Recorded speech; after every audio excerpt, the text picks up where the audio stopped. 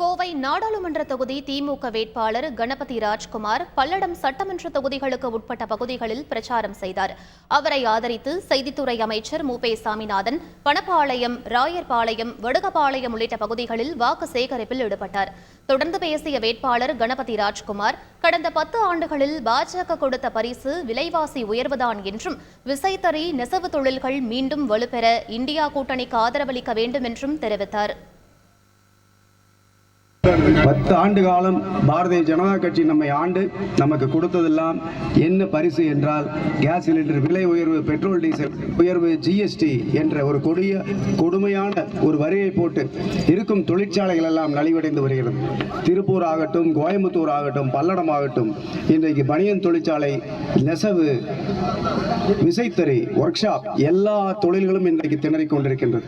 இவற்றையெல்லாம் சரி செய்ய இந்திய கூட்டணி ஆட்சிக்கு வர வேண்டும். இந்திய கூட்டணி ஆட்சிக்கு வர வேண்டும் என்றால் நீங்கள் எங்களை வாக்களித்து எங்களை எல்லாம் பாராளுமன்றத்துக்கு அனுப்ப வேண்டும்.